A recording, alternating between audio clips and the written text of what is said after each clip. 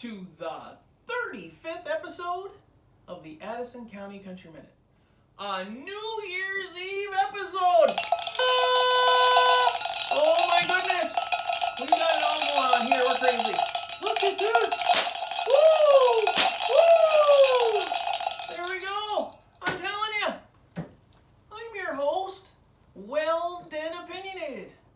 And as always, a continued celebration of Don Heron, Charlie Farquharson on Hee Haw. Yep.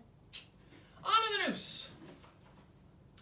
Oh, Miss Hastings, up there in Lincoln, decided she was gonna take a nap on New Year's Eve day to get plenty of rest to see the ball drop.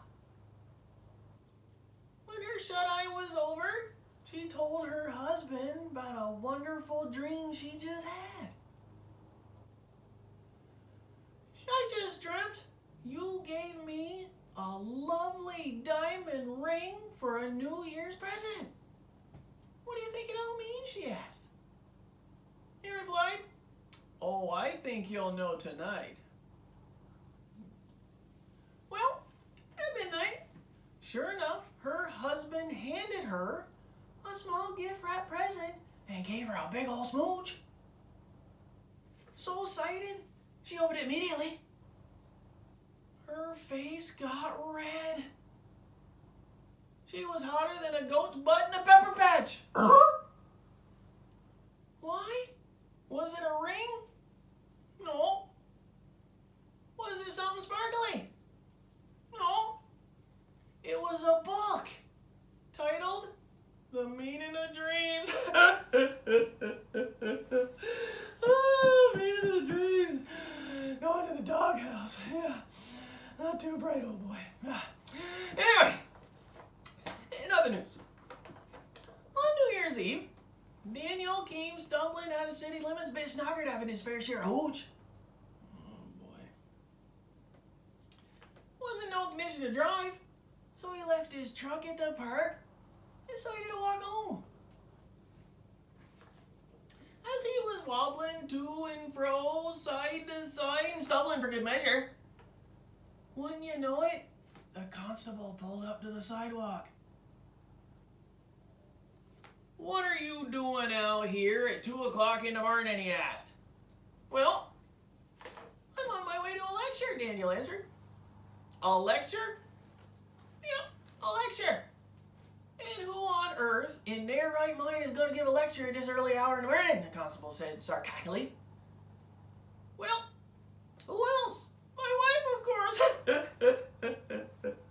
Oh, the wife. That's not good. Oh. And even other news. Each year, Farmer Ellis's neighbor out there in Waybridge throws a New Year's Eve shindig with lots of guests and all the bells and whistles. During the evening, the farmer knocked on his door, was greeted heartily, and was led to where the drinks were in the kitchen. The farmer sat there happily bumping gums for a couple hours before a strange light dawned on his face. You know, he confided to his neighbor, "I wasn't even invited to this here party. I just came over to tell you that some of your guest cars are blocking my driveway." He continued on to say, "And my wife's been sitting out the car waiting for me to get them moved. Uh-oh!" Oh, that's not a good New Year's Eve for that boy. No. Anyway, well, before we sign off for the evening, we just want to say to everybody, be safe, enjoy yourselves, have a good time, and Happy New Year. And as always,